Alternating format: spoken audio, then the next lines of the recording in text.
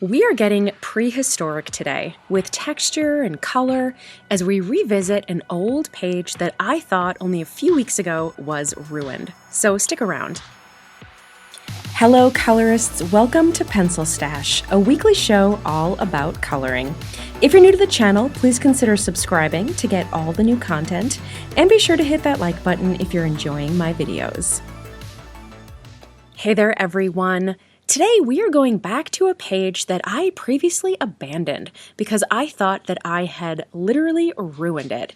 And it's this page from Imagimorphia by Kerby Rosanes. Now, I had previously attempted this page with my watercolor pencils, but oh my god, it did not work out. This paper is not equipped to handle water. So I had to abandon it as the ink on the page that was underneath it was kind of showing through, and I really thought that I had ruined it. But I took another look at it once it dried, and it looked okay. You know, the ink wasn't really showing through anymore. However, to the touch, the paper feels a little beat up, so it feels like grainy and rough.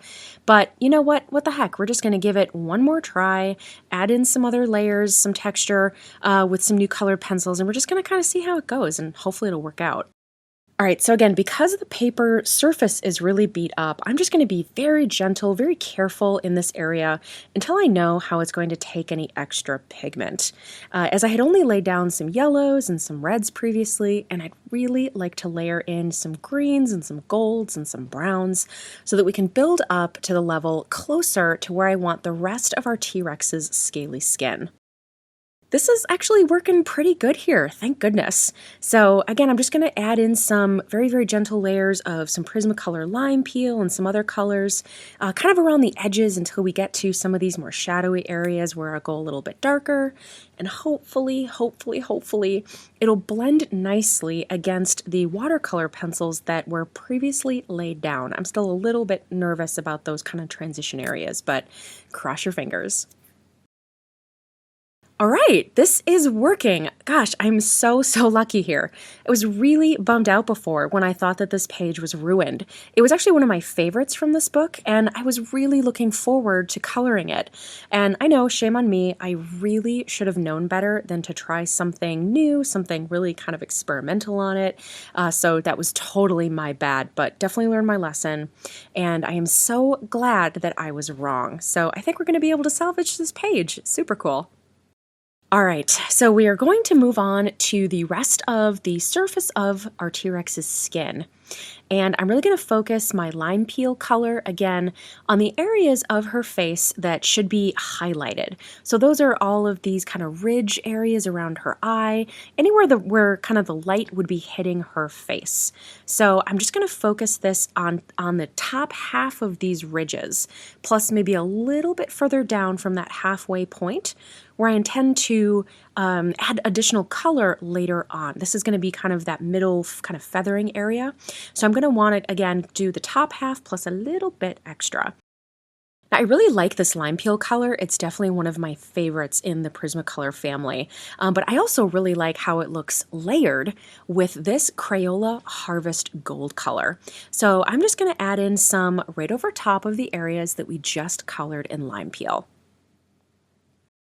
All right, now I'm going to start filling in some of the areas of her skin with a few different greens. And the ones that I used are all Prismacolors. They are artichoke, green ochre, and moss green.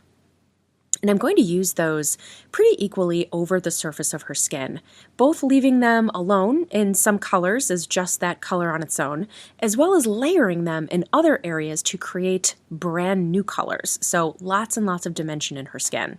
Because at the end of the day, you want her skin to be dynamic and with lots of color variation, lots of texture, which will really transform her into a much more lifelike T-Rex.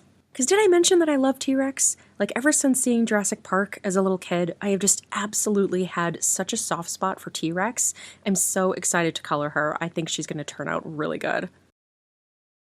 One of the things I really like about this Imagimorphia book is that there's already a good deal of detail that the artist has drawn in for us, but we can always take what's there and enhance it, which is what I'm going to start doing right now.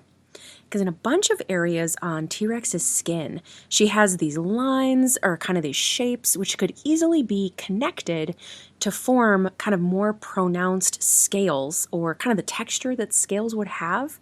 So I'm going to show you on her upper lip here. See what I'm doing? I'm kind of taking some of those lines and I'm just connecting them. I'm outlining them, connecting them, and turning them into irregular closed loops, which is really kind of simulating that scaly texture.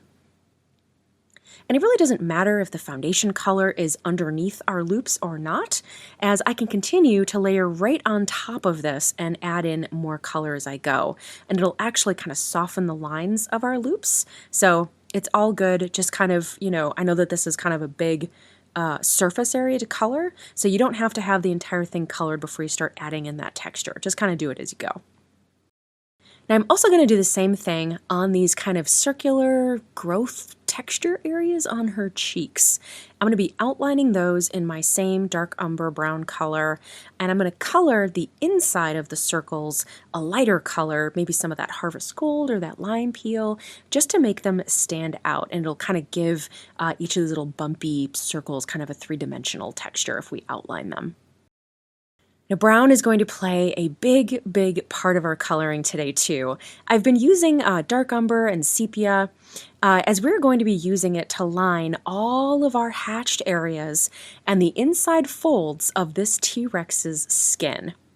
And I jokingly call this coloring book the colored pencil eater, since I go through my colored pencils on these pages like water. These pages are full of tiny little figures with little details, and they're so detailed that I like to have a really nice sharp point on my pencil at all times while I'm coloring in this book. So I end up sharpening my pencils over and over and over again, and by the time I'm done with the page, I have this little nub of colored pencil, and so much that I have to put it in the extender even to use it. And you'll kind of see in a bit, it just gets shorter and shorter and shorter. And I got so tired of sharpening the little nub of my sepia that I actually ran out to my local art store to get a replacement Prismacolor sepia about halfway through this page, because I was just so sick of sharpening the darn thing. And that's actually a really good tip for you guys. If you use your colored pencils, but you have your favorites that you're going to go through so much faster than the other ones, you can actually go to your art supply store and you can just get single pencils in their open stock. So if you've got like a Blick art supply or Michael's, somewhere that sells colored pencils open stock, you can go and, if you get like 5 or 6, I forget what it is, they actually start giving you a discount after that. So you don't have to buy a whole nother set of colored pencils once you kind of get into that artist grade. You can just get one at a time. The other thing you'll see me do is use my Prismacolor blender pencil a lot on this page. It just really smoothed out all those little areas for me, intensified my colors, and I just really liked the sort of cohesive look that I was getting on the page by using my blender pencil. All right, so our T-Rex portion of our page is done. So I just want to take a second to really look at the before and after for a minute, because I think that the transformation here is pretty amazing. And it's hard to remember the before and appreciate all the time and effort that you put into a page to make it come to life. Pretty cool, right? All right, I lied. T-Rex is not done. I totally forgot about her tongue. Does anyone know what color a T-Rex tongue is? Yeah, me neither. So let's go with some dark, kind of purpley reds. That'll work great. I don't think anybody really knows what color a T-Rex's tongue is, so we could pretty much do whatever we want, but I think that'll work, right? Now, I thought about doing it kind of dark red, like almost black, but I thought that it might end up looking a little like weird or a little bloody or something. Like it's kind of gross. So we're just going to keep on the safe side and we're going to do some dark purpley reds. And what we're going to do is we're going to start with kind of our light reddish oranges, and sort of the spots that, might be the most, lit. And then we're going to work our way to our deeper reds and our darker purples. Oh yeah, and don't forget to dirty up her teeth. T-Rex did not have super bright white teeth. There were no crest white strips during the Cretaceous period. And now the rest of the page. Now, here on the right side is a mishmash of other types of dinosaurs and plant life, all layered together with lots of little details. So the color palette in these areas is always a bit challenging for me.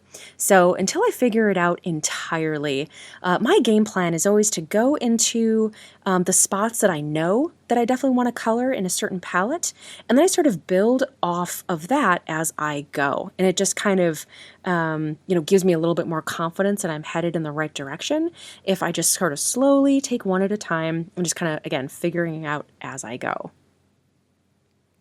And one of the things that I figured out early on is that I really wanted this to sort of make a little bit of sense, as much sense as it can make, a giant floating T-Rex head with stuff on its neck. But for me, from a color palette perspective, I decided to color all of kind of the treetops and like some of the, what I would call like space filler areas between our dinosaurs and, some of the other plant life here. I wanted to color it in the same colors that I was using on T-Rex.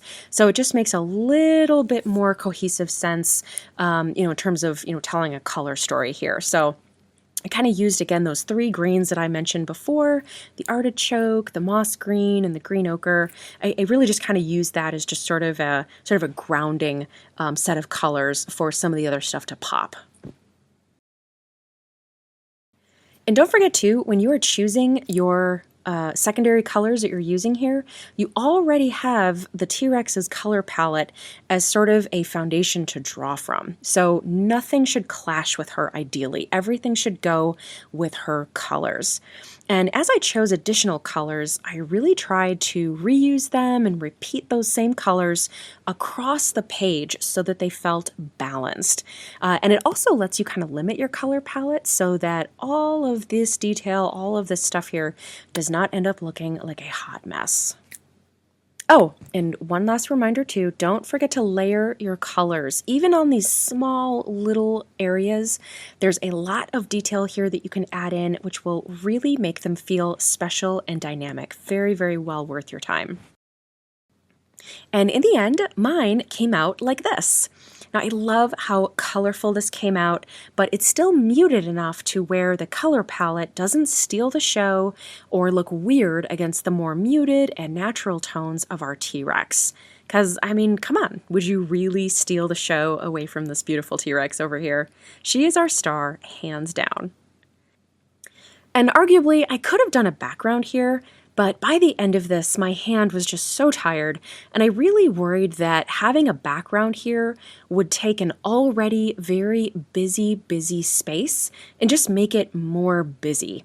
So I decided to leave it blank, as sometimes letting the pieces on the page kind of sing on their own is just fine.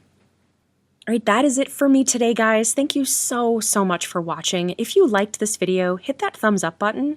It really helps me out so much because it helps YouTube direct new folks to find my videos. So hitting that button actually keeps me making videos for you guys. And we just reached 16,000 subscribers, by the way, which is just so amazing. I never thought that I would get this far, and it is all thanks to you guys. So really, truly thank you. And of course, if you want to watch more PencilStash, I have a ton of other coloring tutorials on my channel, so head over there to check those out. Have a wonderful week, everyone, and I will see you next time. Bye!